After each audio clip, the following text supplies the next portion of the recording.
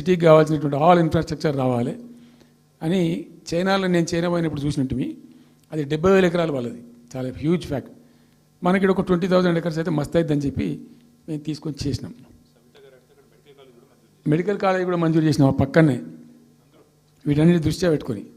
అంటే మేము ఒక పద్ధతి పెట్టుకొని దాన్ని ఒక సిస్టమేటిక్గా చేసినాం. చేస్తే ఇప్పుడు దాన్ని ఏందండి దందా, ఏదైనా చేసి దాన్ని నమ్మకదొబ్బన్నా. ఏం జరుగుతుంది రాష్ట్రంలో?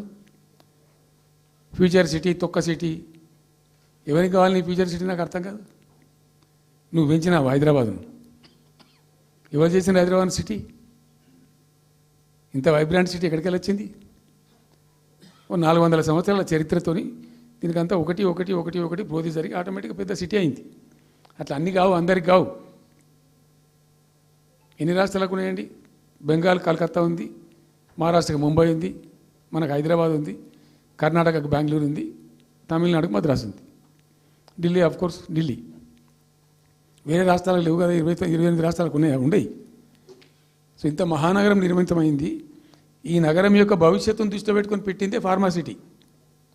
ఈ సిటీ మొత్తం గబ్బులు వేసిపోవాలి ఇక్కడ దాంతో. నువ్వు తీసుకుపోయాలి ఫ్యూచర్ సిటీ, తోక సిటీ ఏందన్నట్టు ఇది? అన్ని దిక్కుమాలిన పాలసీలు, రియల్ ఎస్టేట్ బ్రోకర్ దందా తప్పితే ఇంకోటి లేదు. అన్నీ కనబడతాయి మనకు. మీరు పరిశీలనగా చూస్తే, పూర్తిగా చూస్తే అసలు చాలా గందరగోళం. గురుకుల పాఠశాల విద్యార్థులు చచ్చిపోతారండి. ఇప్పటికి 120 మంది విద్యార్థులు చచ్చిపోయారు. గంత నియంత్రణ లేదా? గంత తెలివి లేదా? ఒక గట్టి అధికారిని పెట్టి గట్టి చర్య తీసుకోరాదా? ఏందో చేస్తాము నీ ఫ్యూచర్ సిటీ, తోక సిటీ, ఈ పోరగాళ్ళని జాతారు. తర్వాత ఫార్మా సిటీలో ఆ ల్యాండ్ అక్వైర్ చేసినప్పుడు కండిషన్ ఏంటంటే ఓన్లీ ఫార్మా సిటీకి మాత్రమే వాడతాము. Conditional land acquisition. హైకోర్టులో కేసు ఉంది. హైకోర్టులో పోయి ఈ ప్రభుత్వం ఏం చెప్తుంది? లేదు ఫార్మా సిటీ ఉంటుంది. మళ్ళీ ఆడ 3,000 ఎకరాల్లో వాడేవాడు అంబాయినా సల్మాన్ ఖాన్ ఎవడో వంతారనో బొంతారనో పెడతారు. ఈ జూ పార్క్ కొంచెం ఆడబెడతారట. ఎందుకు? జూ పార్క్ అమ్ముకతోపడానిక? ఏం జరుగుతుంది ఈ రాష్ట్రంలో అసలు? మేము ఇటువంటి చిల్లర పనులు చేయలేదే మేము ఉన్నప్పుడు, ఇంత దుర్మార్గమైన కార్యక్రమాలు చేయలేదే. ఇది ఎక్కడ దిక్కుమాలిన దందా? ఏం జరుగుతుంది అసలు? ఏం చేయదలుచుకున్నారు ఈ రాష్ట్రాన్ని? ఇదేం పోతున్న? సో ఇట్లా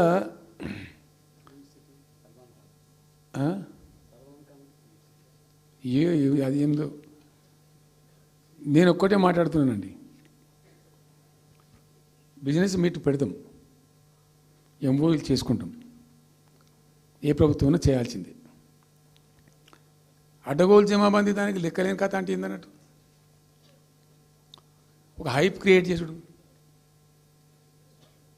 దీనికి ఆచుడు, దీనికి గురువు చంద్రబాబు నాయుడు. ఇప్పుడు చంద్రబాబు నాయుడు చెప్పిన లెక్కల బిజినెస్ వచ్చేది ఉంటే, ఎంఓయూలు సక్సెస్ అయ్యేది ఉంటే, ఆంధ్రప్రదేశ్లో ఈ పాటికి 20 లక్షల కోట్లు వచ్చి ఉండాలి. ఆయన ఫస్ట్ టైం అలా సీఎం ఉన్నప్పుడు ఆ ఊళ్ళో పెట్టే కదా, వైజాగ్లో, అమరావతిలో కదా, వైజాగ్లో పెట్టిండు. వైజాగ్లో ఎవరు వెళ్ళి ఎంఓయూలు చేసిన వాళ్ళంటే వంట మనుషులు అని చెప్పిండ్రు. ఆ స్టార్ హోటల్లో ఉండే బయట వంట మనుషులు, వాడు ఎవడ సప్లై చేసేటోళ్ళు, వాడు వచ్చి కూర్చోపోయి సంతకం పెట్టే పెట్టిండు వాడు పాపం. అవునా అండి, పాపులర్ అయింది అది. ఇప్పుడు మరి ఎక్కడ ఆ పెట్టుబడులన్నీ ఎక్కడ చెప్పండి? ఆఖరికి 10,000 కోట్లు అన్న రావాలి. 15 లక్షల కోట్లు, 6 లక్షల కోట్లు, 8 లక్షల కోట్లు.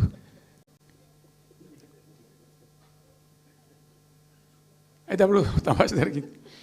ఈ భోపాల్ ముఖ్యమంత్రి, అప్పుడు నేను ముఖ్యమంత్రి ఉంటే, భోపాల్ ఉన్న ఆయన పేరు శివరాజ్ సింగ్ చౌహాన్, ఆయన సీఎం ఉండే. ఆయన ఆ ప్లానింగ్, అదే ఇప్పుడు నీతి ఆయోగ్ ఉంది కదా, దానిలో సబ్ కమిటీకి ఆయన చైర్మన్. నేను భోపాల్లో పెడతా బాయ్ సాబ్ జర వచ్చిపోను ఖచ్చితంగా ఊరికే బతిమాలితే, ఫోన్ల మీద ఫోన్లు చేస్తే ఏం భోపాల్ లేవా మీరు చూసుకొని అంటే, లేదు సార్ నువ్వు తప్పకుండా రావాలంటే సరే అని పోయినండి. అయితే ఆడొక ఇండస్ట్రీ మినిస్టర్ ఉంది, వాళ్ళ గవర్నమెంట్కి ఉంటారు కదా, మధ్యప్రదేశ్కు.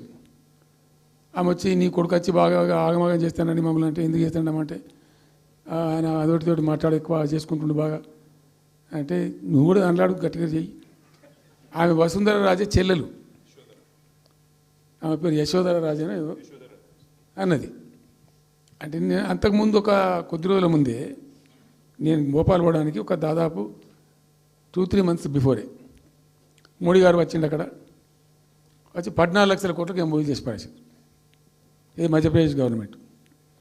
ఏంటి మొన్న 14 లక్షల కోసం చేసిన కాదమ్మా మీకు, నాకు అర్థం కాదు, నీకేం రాలేదంటావు నువ్వు, ప్రధానమంత్రి మీకు సపోర్ట్ ఉండే, మీకు పార్టీ మీకు మంచిగా నీకు ఇంత లాభం ఉంది అంటే ఓ సో బోగసాయి సాబా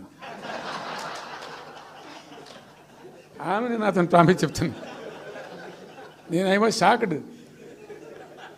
అది వచ్చేదా పోయేదంత వాటిగా గ్యాసు అంటే ఈ గ్యాసులు ఎవరిని మోసం చేయడానికి ఇంత వంచిస్తారా ప్రజలను? నికరంగా వస్తే పెట్టుబడులు రావాలి కదా, కనబడతాయి కదా. ఆ పెట్టుబడులు వస్తే లాభాలు జరుగుతాయి, ఉద్యోగాలు వస్తాయి, ఫ్యాక్టరీలు వస్తాయి, అడిషనల్ ఇన్కమ్ జనరేట్ అవుతుంది, స్టేట్ గవర్నమెంట్కి జిఎస్టీ పెరుగుతుంది. ఏం లేదు వాటిదే గ్యాస్. మొన్న వీలైతే చెప్పి 5 లక్షల నువ్వు కొంచెం తగ్గించి చెప్తున్నావు. నేను పేపర్లో చూసింది 575.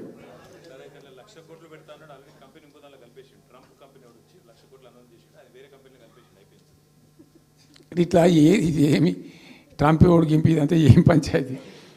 ఇట్లా ఇట్లా ఈ మోసాలు చేసి ప్రజలను ఎంతకాలం పంచిస్తారు?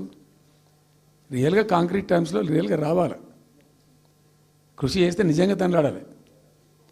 మా గవర్నమెంట్ వచ్చిన నాడు హైదరాబాద్ నుంచి సాఫ్ట్వేర్ ఎక్స్పోర్ట్స్ 57,000 కోట్లు ఉండేనండి.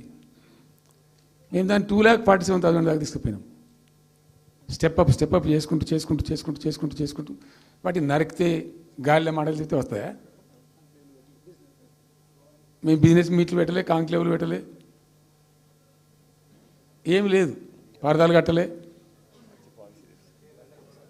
బెస్ట్ పాలసీ చేస్తే ఆటోమేటిక్గా అట్రాక్ట్ అయి వస్తారు.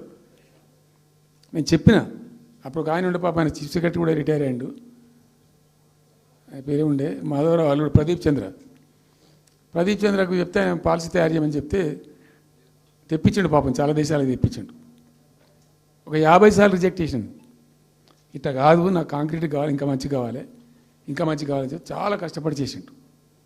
I must appreciate him. The best policy was brought in. తెచ్చిన తర్వాత కూడా ఎట్లుంటుందంటే, ఒక కంపెనీ వాడు వచ్చిండు, ఫాక్స్కానా ఆ మహారాష్ట్రలో కొట్టుకుపోయింది. ఫాక్స్కాన్ అనే కంపెనీ చాలా పెద్ద కంపెనీ వాస్తవానికి. ఇదేవి తయారు చేస్తారు, ఈ సెల్ ఫోన్లు ఇవన్నీ ఎలక్ట్రానిక్స్లో ఉన్నాడు. చాలామంది ఉమెన్కి ఎంప్లాయ్మెంట్ దొరుకుతుంది దాంట్లో, 1000 మందికి. సరే వస్తే మనకు కూడా లాభం జరుగుతుంది. వాని ఎంబడి మస్తు దానిలో ఆల్మోస్ట్ వచ్చిండు, 90% వచ్చిండు. మీ పాలసీ బాగుందని అప్రిషియేట్ చేసి అన్ని చేసిండు. యాళ్ళకు వస్తే మహారాష్ట్ర ప్రభుత్వం 3,000 కోట్ల రూపాయలు వానికి నగదు ఇన్సెంటివ్ ఇస్తాను, వాడు కొట్టుకుపోయాడు. 3,000 crores